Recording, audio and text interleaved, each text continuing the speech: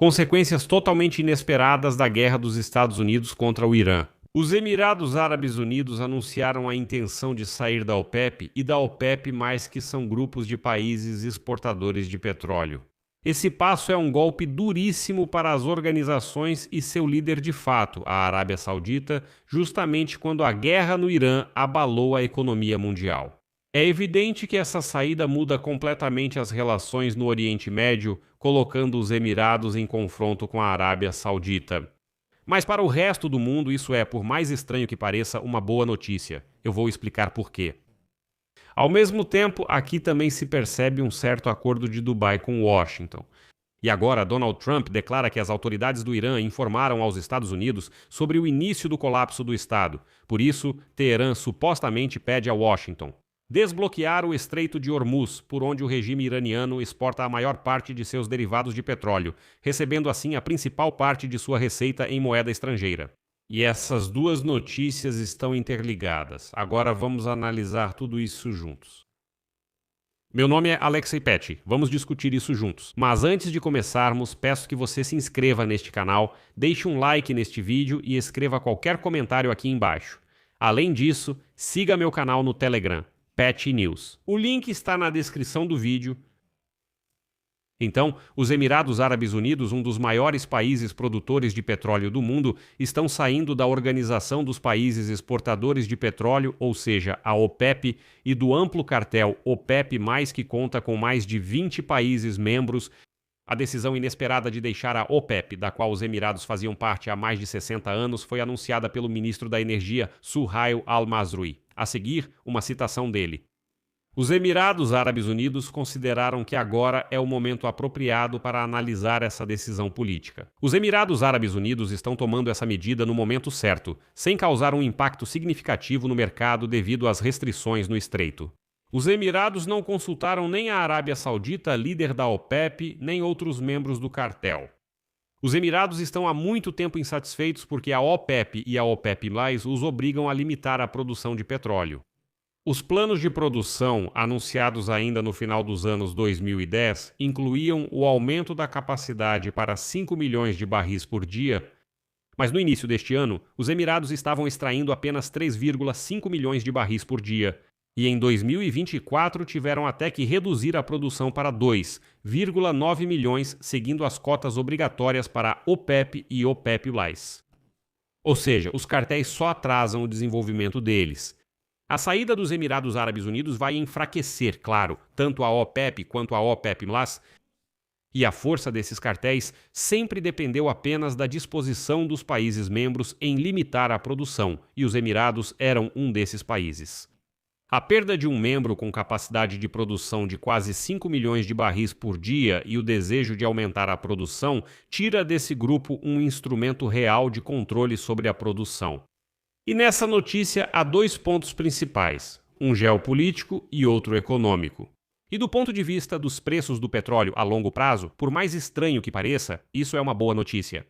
Do ponto de vista geopolítico, a saída dos Emirados agora enfraquece a unidade árabe. Dessa forma, os Emirados desafiam a Arábia Saudita, já que os sauditas eram os líderes não oficiais da OPEP+, inclusive na distribuição das cotas de produção. Ou seja, Riad decidia informalmente quanto petróleo Dubai podia extrair. Mas do ponto de vista econômico, a decisão dos Emirados Árabes Unidos abre uma nova fase de redistribuição dos mercados de petróleo, com a perspectiva de uma queda global nos preços do petróleo. É preciso explicar por que essa saída, que parece catastrófica, é na verdade uma boa notícia para o mundo. Antes da guerra no Irã, os Emirados Árabes Unidos ocupavam o quarto lugar em produção de petróleo na OPEP+. O primeiro lugar é da Arábia Saudita, o segundo é da Rússia. E o terceiro lugar era dividido entre o Iraque, os Emirados Árabes Unidos e o Irã. Isso. E acabou que, os Emirados ficaram um pouco abaixo, então eu coloquei eles como quarto lugar. E acabou que o Iraque e os Emirados Árabes Unidos foram alguns dos países mais afetados pelos combates no Oriente Médio e pelo bloqueio do Estreito de Hormuz. Os Emirados e o Iraque foram os mais afetados. A produção do Iraque e dos Emirados caiu pela metade. Já a Arábia Saudita sofreu menos. Os volumes de produção diminuíram apenas 23%. Então, Ainda em 2024, os Emirados Árabes Unidos anunciaram seus planos de aumentar a produção para 5 milhões de barris por dia até 2027. Ou seja, 1,5 vezes mais do que o cartel OPEP mais permitia que eles produzissem.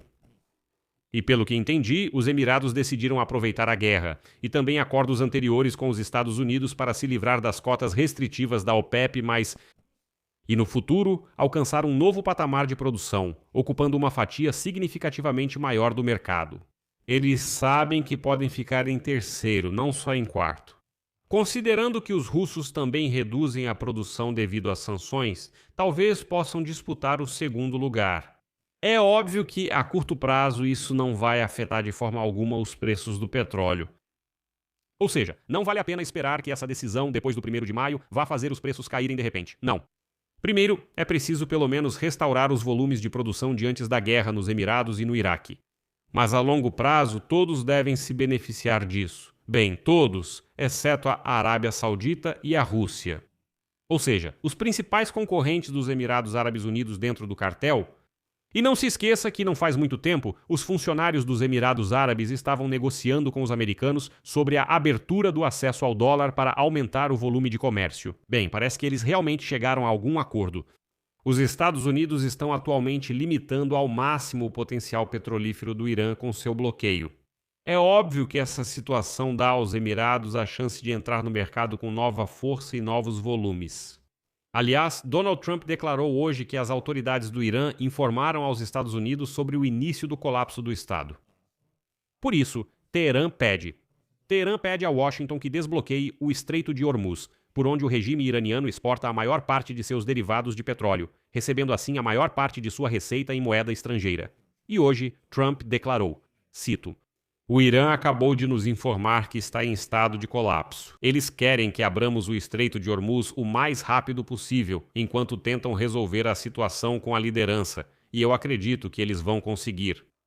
Antes disso, soube-se que Trump não aprovou a proposta de Teherã. O plano do Irã para encerrar a guerra e abrir o Estreito de Hormuz não agrada, pois essa opção não afeta o programa nuclear iraniano.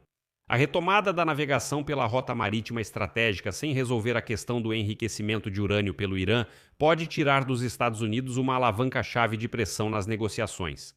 Ao mesmo tempo, o chefe do Ministério das Relações Exteriores do Irã, Abbas Araghchi, informou aos mediadores que não há uma opinião unificada dentro da liderança iraniana sobre como responder. A proposta de Teherã prevê dividir as negociações com os americanos em 3 etapas, sendo que a primeira deve ser dedicada ao acordo para encerrar a guerra e à concessão de garantias de segurança ao Irã e ao Líbano. E as outras 2 etapas seriam dedicadas ao Estreito de Hormuz e ao programa nuclear do Irã, somente depois disso. A República Islâmica se recusou a discutir o último ponto até que haja acordo. Ou seja, eles dizem, vamos simplesmente voltar ao ponto A, ou seja, a situação anterior à guerra, e então passaremos meses discutindo o acordo nuclear. As negociações entre os Estados Unidos e o Irã estagnaram devido à recusa de Teherã em fazer concessões e no último fim de semana, Trump cancelou a visita de seu enviado especial, Stephen Witkoff, e de seu genro, Jared Kushner, ao Paquistão, que atua como mediador entre as partes. Araghchi visitou a capital paquistanesa, Islamabad, 2 vezes no fim de semana, onde, como inicialmente previsto, deveria se encontrar com representantes dos Estados Unidos. Além disso, Abbas Araghchi esteve em Omã e na segunda-feira chegou a São Petersburgo, onde se encontrou com o ditador calvo russo Vladimir Putin e recebeu dele palavras de apoio. Enquanto isso, os Emirados Árabes Unidos jogam seu próprio jogo de longo prazo. Aqui vou deixar reticências. Escreva sua opinião e suas conclusões nos comentários abaixo deste episódio. Inscreva-se no canal e ative o sininho. E não se esqueça de deixar o seu like. Se você quiser apoiar o trabalho deste canal do YouTube, pode fazer isso com qualquer doação pelos links e dados na descrição deste vídeo ou pelo QR Code na sua tela. É isso, cuidem-se. Até mais a todos.